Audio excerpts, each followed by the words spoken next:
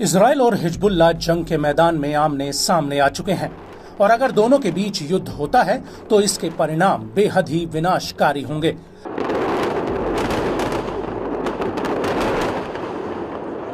सिर्फ लेबनान में ही नहीं बल्कि इजराइल में भी हिजबुल्लाह के हमलों से भारी तबाही आ सकती है, क्योंकि हिजबुल्लाह ने 2 बार अपने जासूसी ड्रोन इजराइल में भेजकर आईडीएफ के सबसे खुफिया ठिकानों की जानकारी जुटा ली है। इसके अलावा हिजबुल्लाह के पास हथियारों का एक ऐसा भंडार है जिसकी वजह से इजराइल के एयर डिफेंस सिस्टम फेल हो सकते हैं। जी हां, ये बात हम नहीं कह रहे बल्कि खुद आईडीएफ भी इस बात को कबूल कर रही है कि हिजबुल्लाह को हल्के में नहीं लिया जा सकता।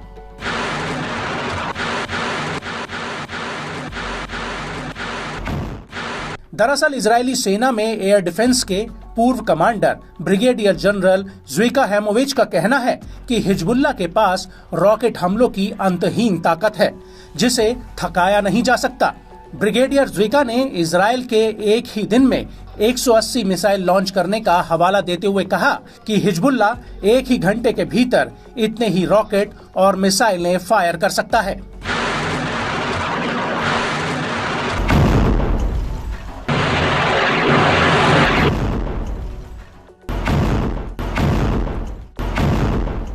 आईडीएफ के कमांडर का कहना है कि हिजबुल्लाह ने अभी तक अपनी पूरी ताकत से इजराइल के ऊपर रॉकेट और मिसाइलें नहीं दागी हैं।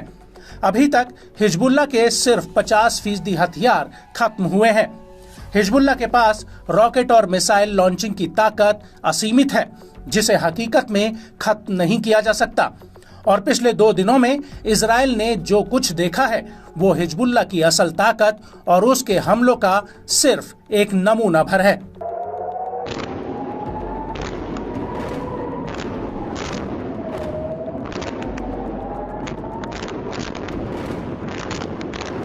आपको बता दें कि इससे पहले आईडीएफ के रिजर्व मेजर जनरल याकोव एमिद्रोर, जो रक्षा सलाहकार और इजरायली सेना के इंटेलिजेंस डायरेक्टोरेट के रिसर्च डिपार्टमेंट के हेड हैं, उन्होंने कहा था कि इजराइल हिजबुल्लाह की ताकत को खत्म करने के करीब तक नहीं पहुंचा है।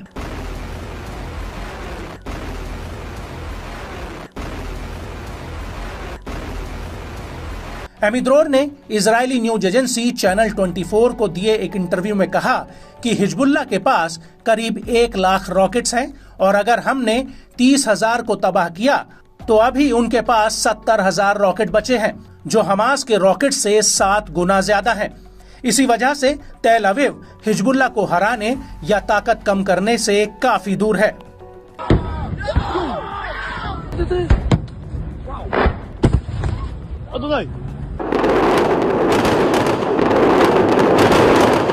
वहीं दूसरी तरफ इजरायली मीडिया का दावा है कि हिजबुल्लाह के पास तेल अवीव पर हमला करने की ताकत तो है ही, साथ ही वो इजराइल के एयर स्पेस और बिजली घरों को अस्थिर कर सकता है।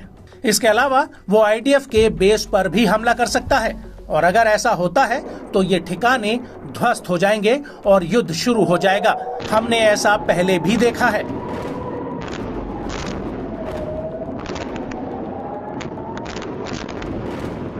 आपको बता दें कि गाजा युद्ध शुरू होने के बाद से ही ईरान ने हिजबुल्लाह को कई बड़े हथियार दिए हैं। इसमें सबसे खतरनाक ईरानी एंटी टैंक मिसाइल आलमास है, जो बेहद ही सटीक हमला करती है। लेकिन हिजबुल्लाह के जखीरे में ऐसे अनगिनत हथियार हैं जो इजराइल में एक साथ तबाही मचा सकते हैं। इसको लेकर centre for strategic and international studies के आंकड़ों के मुताबिक हिजबुल्लाह के पास करीब 40,000 से 80,000 के बीच कम दूरी वाले अनगाइडेड रॉकेट्स हैं। उसके पास 60,000 से 80,000 के बीच लंबी दूरी के अनगाइडेड रॉकेट्स हैं। इसके अलावा हिजबुल्लाह के पास 20,000 से 40,000 के बीच कम दूरी वाली अनगाइडेड बैलिस्टिक मिसाइलें भी हैं।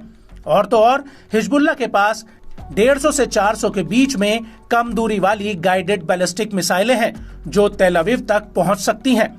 हिजबुल्लाह के पास 10 से 50 के बीच मध्यम दूरी वाली अनगाइडेड बैलिस्टिक मिसाइलें हैं और कुल मिलाकर हिजबुल्लाह के पास 1,20,000 से लेकर 2 लाख तक अलग अलग हथियार हैं।